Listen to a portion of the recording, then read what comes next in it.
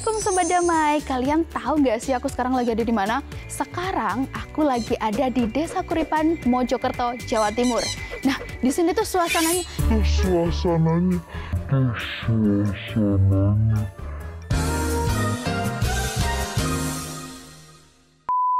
enak banget. Dan di sini tuh nyaman, damai, dan enaknya sore-sore kayak gini ngapain ya? Kayaknya ngopi di saung enak kali ya, atau ngeteh-ngeteh cantik gitu ya. Yuk kita ikutin.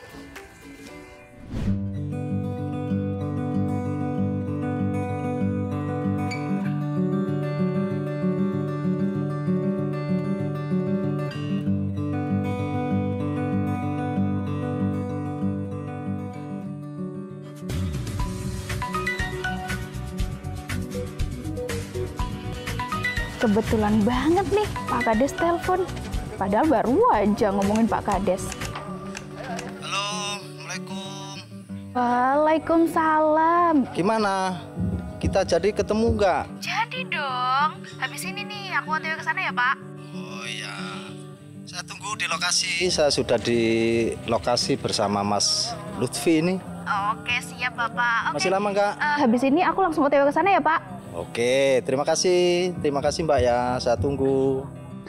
Nah Sobat Damai, kira-kira aku dipanggil Pak Kades ini buat apa ya? Kira-kira hubungannya sama BNPT apa sih?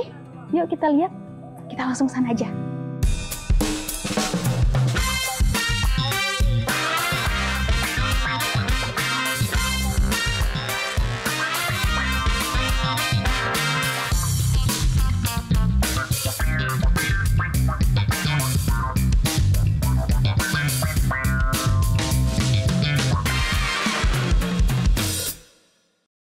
Assalamualaikum Bapak. Waalaikumsalam warahmatullahi wabarakatuh. Mohon maaf sekali nih Bapak, ini saya tadi terlambat. Saya tadi kebetulan masih ngopi-ngopi di saung, ngopi-ngopi cantik sama ngeteh gitu loh. Oke, gimana Bapaknya? Bapaknya kabarnya hari ini? Alhamdulillah. Alhamdulillah. Oke Masnya? Alhamdulillah sehat. Alhamdulillah. Nah, kali ini kita akan membahas tentang Desa Siap Siaga. Dan tentunya saat ini saya bersama dengan narasumber yang luar biasa. Dan sekarang kita sudah berada di sekitaran Desa Kahuripan, Mojokerto.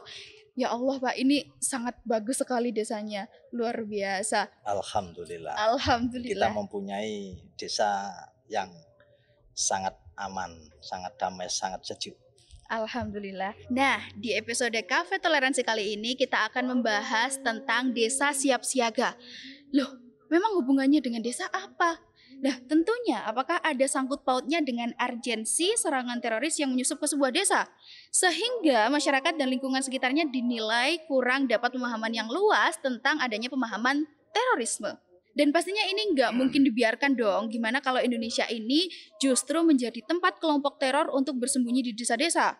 Nah, untuk itu BNPT dengan gencar dan cepat membuat sebuah program yang outputnya itu untuk memberikan sebuah kekebalan dan daya tahan masyarakat desa terhadap negara tercinta kita ini. Nah, langsung aja kita ngobrol dengan yang diamanatkan langsung untuk mengelola Desa Kuripan Sari Mojokerto.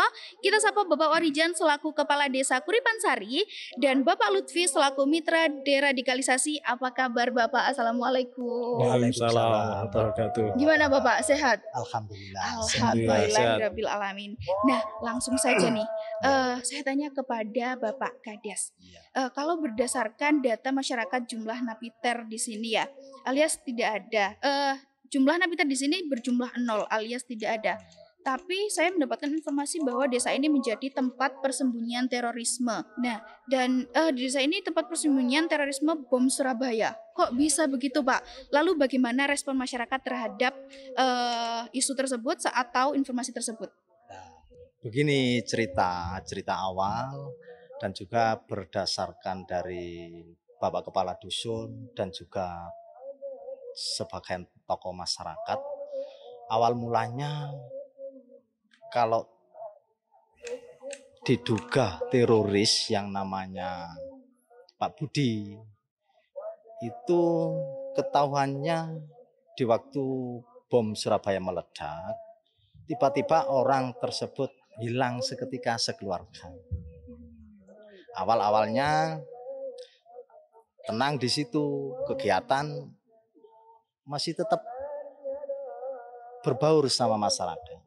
kegiatan pertemuan apa, tahlil atau masih suasana masih baik. Masyarakat kita itu tidak menyangka kalau mereka itu terduga sebagai teroris. Ya, tahu-taunya begitu ada bom meledak di Surabaya, mereka langsung hilang seketika. Di waktu itu langsung datanglah dari Densus 88 yang mengepung rumah tersebut, menggerebek rumah tersebut, tapi ternyata sudah keburu, yang namanya Pak Budi sudah keburu keluar, gitu Mbak. Berarti itu merupakan salah satu penyebab kenapa terpilihnya desa ini sebagai salah satu pilot project desa siap siaga ya Pak? Iya. Oke. Kemungkinan Baik. besar dari itu. Oh iya.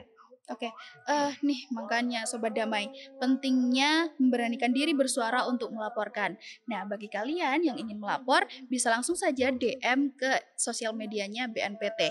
Gratis loh, dan kalian bisa aman dari sesuatu yang mengancam seperti itu. Nah, setelah ini Elvin pengen tahu nih, pengen bertanya kepada Bapak Lutfi selaku seseorang yang pernah terpapar paham radikalisme. Kira-kira apakah program ini bisa membangun awareness untuk masyarakat desa terkait bahaya paham radikal terorisme di masyarakat sekitar sini? Ya, terima kasih Mbak. Jadi menurut saya sebagai mitra Derat atau yang saya sendiri itu mantan napi teroris ya. Jadi saya sangat mendukung dan menerima baik tentang adanya program daripada BNPT tentang desa siap siaga. Memang sebenarnya program ini program yang baik. Jadi adanya masyarakat itu kewaspadaan dini. Jadi ada memang paham radikalisme ini suatu bukan virus yang memang harus kita waspadai. Sebagaimana saya sendiri termasuk korban daripada paham radikal tersebut. Bahkan satu keluarga. Jadi memang cikal bakal daripada paham radikalisme ini antisipasi dini memang dari desa, dan itu alhamdulillah di yayasan saya yang termasuk mitra daripada BNPT itu kita sudah dari dulu itu berkolaborasi dengan beberapa dai kamtipmas dari pihak Polres maupun dari penyuluh agama Kemenak, dan itu memang programnya itu mengantisipasi dari setiap desa itu apabila ada indikasi paham-paham radikal itu bisa saling koordinasi. Sudah bisa, berjalan lama ya? Alhamdulillah sudah ada berjalan lama. Jadi termasuk memang ini kan baru awal ya saat di desa Kuripan Sari ini kan ya.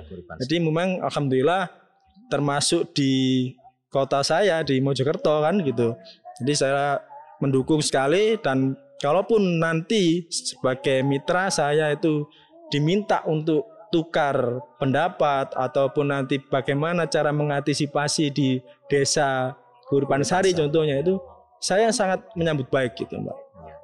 Memang perlu. Iya. Untuk desa kami, wilayah jadi kami, memang saya sangat ketika ini dari pihak desa itu kan cara mengantisipasinya sendiri kan gimana kalau tidak kita itu saling berkolaborasi dengan mitra yang sudah setia tanda tangan pada NKRI gitu. Oh baik, tapi Pak Lutfi, memungkinkan nggak sih kalau misalkan suatu desa itu bisa menjadi markas besarnya seorang teroris?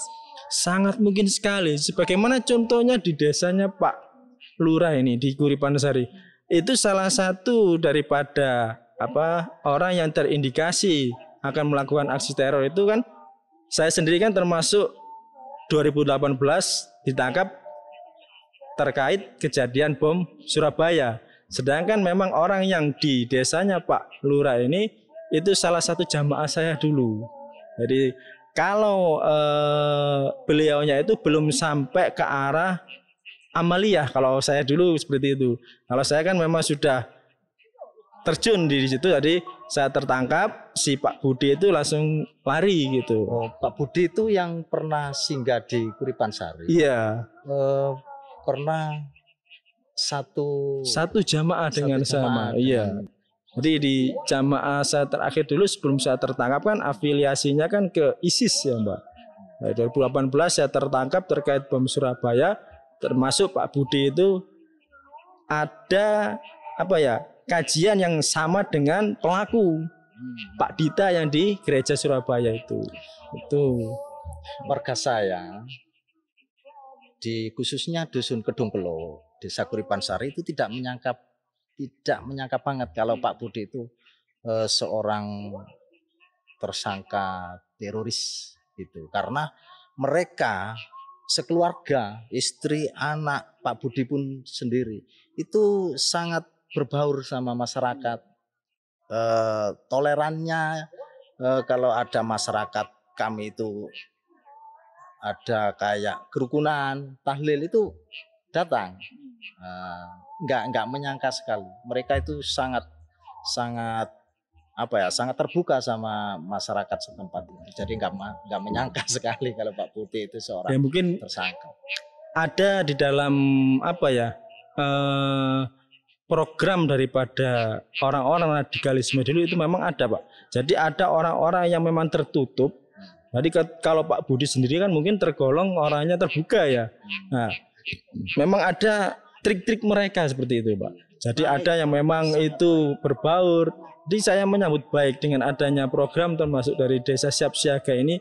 Mungkin kan dari pihak desa sendiri bisa mengantisipasi. Kadang-kadang mereka itu kan melakukan kajian atau melakukan kumpul-kumpul dengan kelompok mereka itu tertutup gitu. Itu pasti seperti itu. Ya, saya sendiri ya alhamdulillah terkait ada kegiatan dari BNPT ini sangat menguntungkan untuk desa kami dan saya sendiri bisa mewaspadai, bisa memantau orang masuk ke desa kami. Maka kami selalu memantau atau bekerja sama dengan minimal RT begitu. Iya. Tapi mohon maaf nih Pak Kades sama Pak Lutfi ya.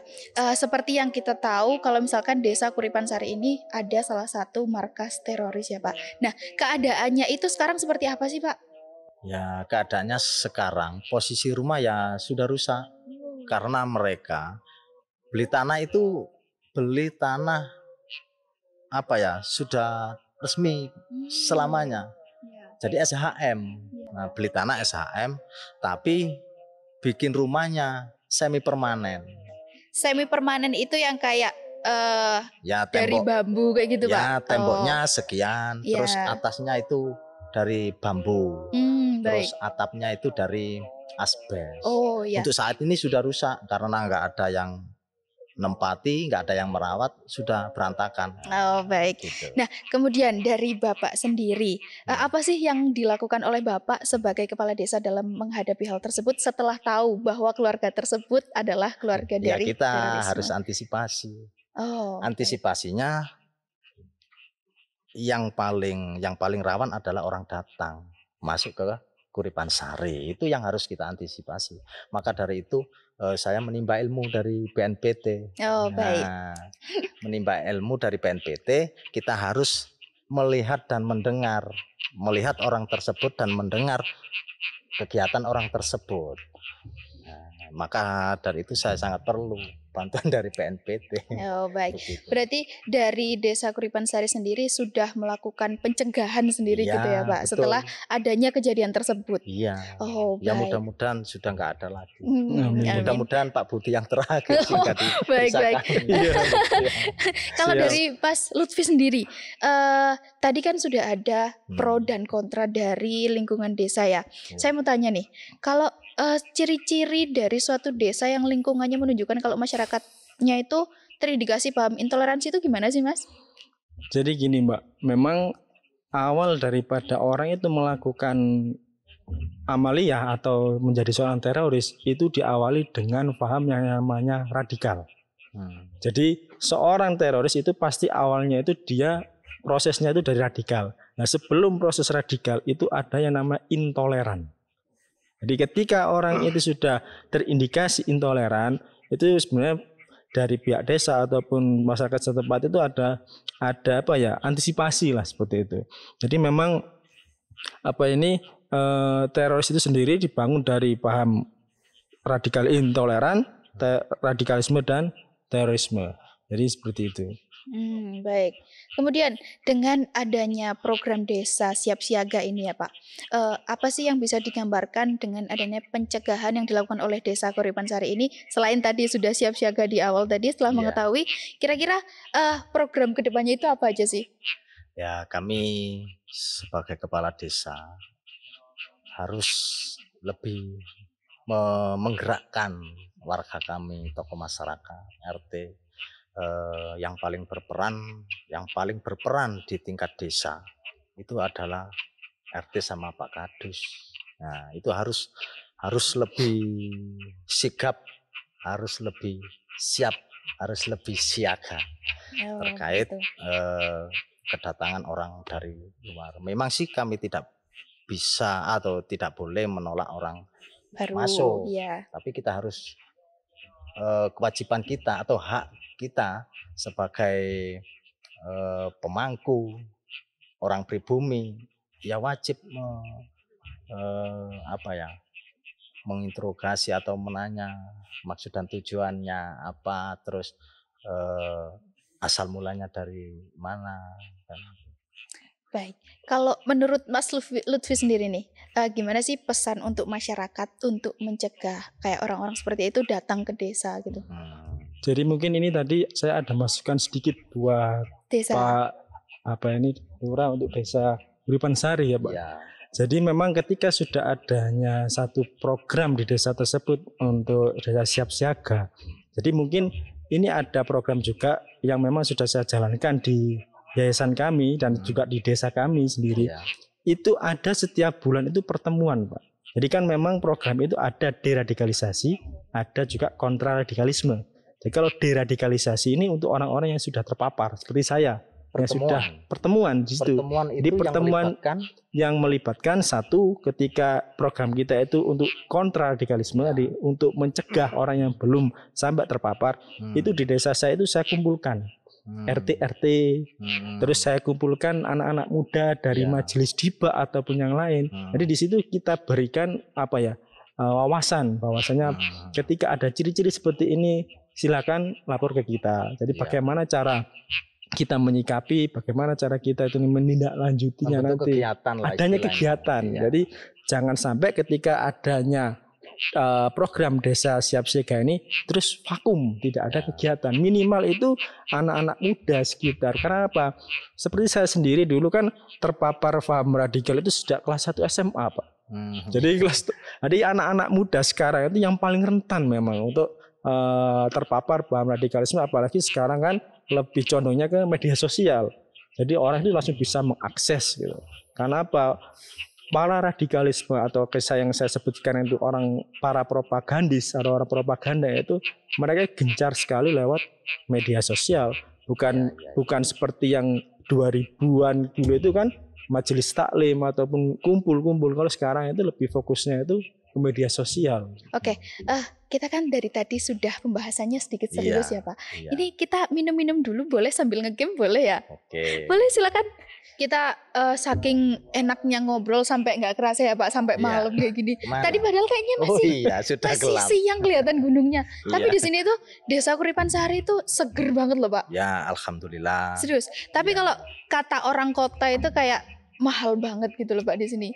Dan desanya itu setelah saya kesini tadi kayak bersih, terus nyaman, terus damai gitu loh Pak kalau di sini.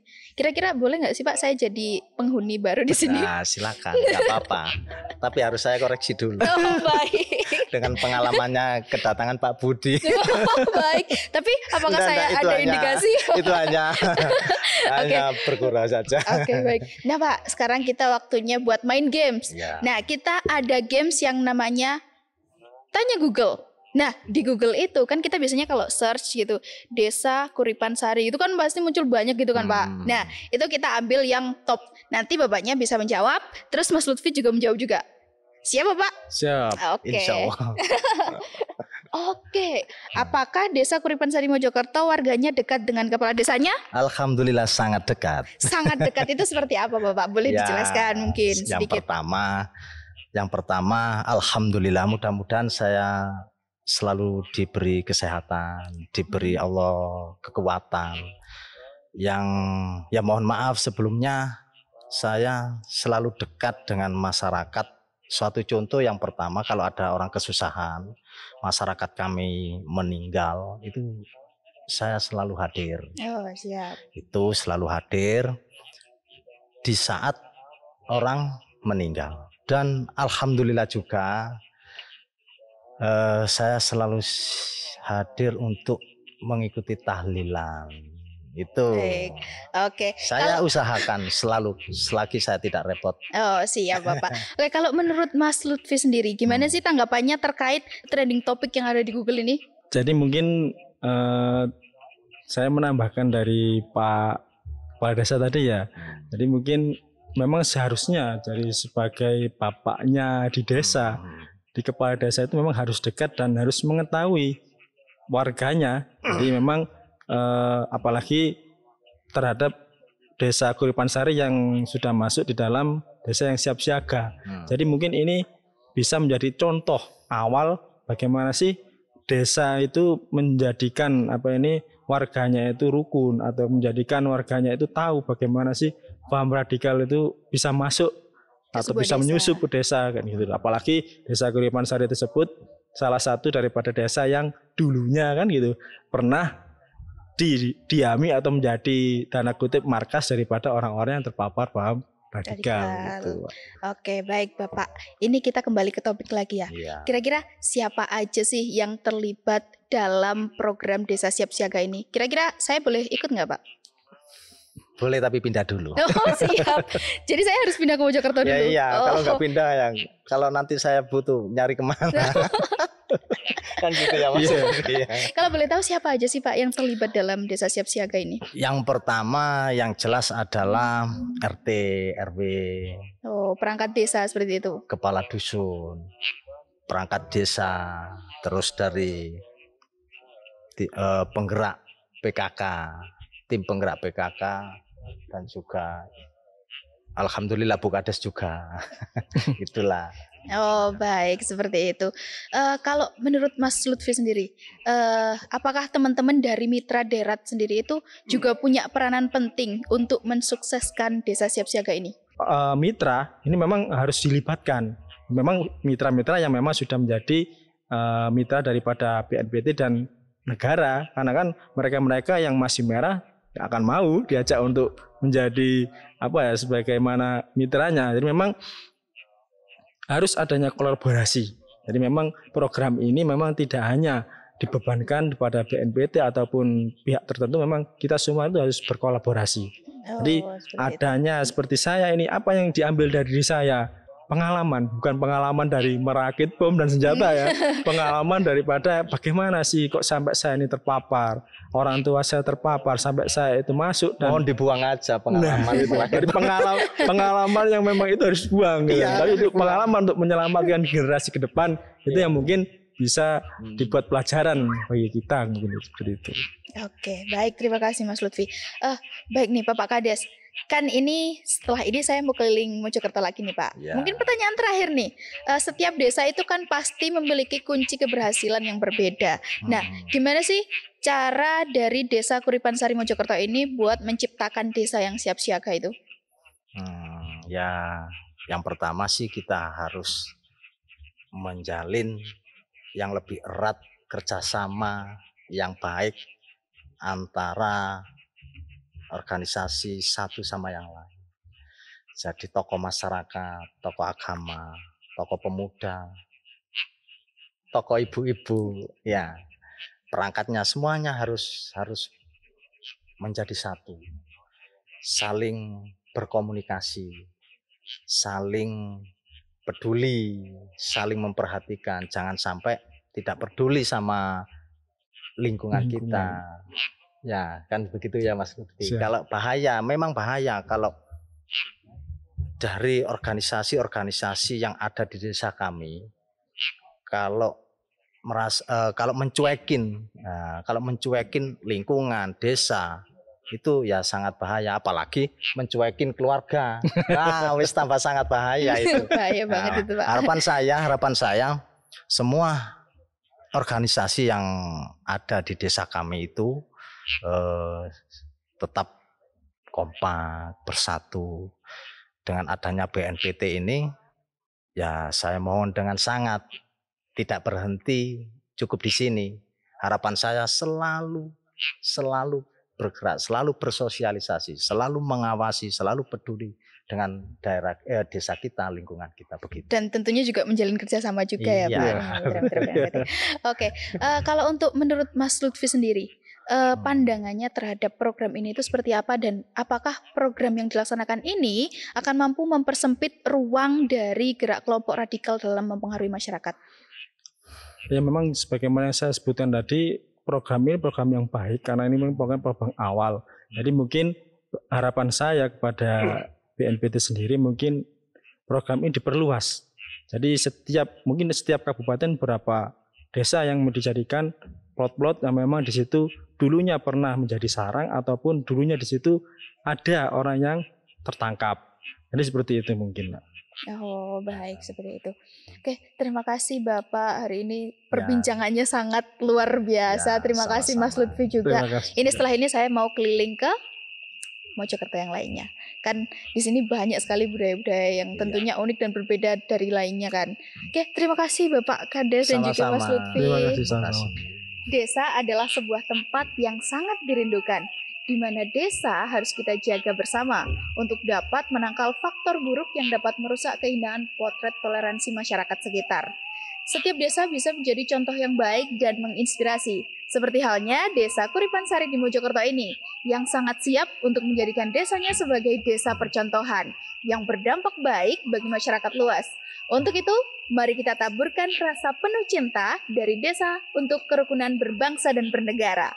Akhir kata, saya Elvin Arvanda bersama narasumber kita hari ini. Saya Marican, Kepala Desa Kuripansari. Dan saya Lutfi Teguh, Mitra Deradikalisasi. BNPT melindungi perempuan, anak, dan remaja Indonesia. BNPT hadir untuk Indonesia.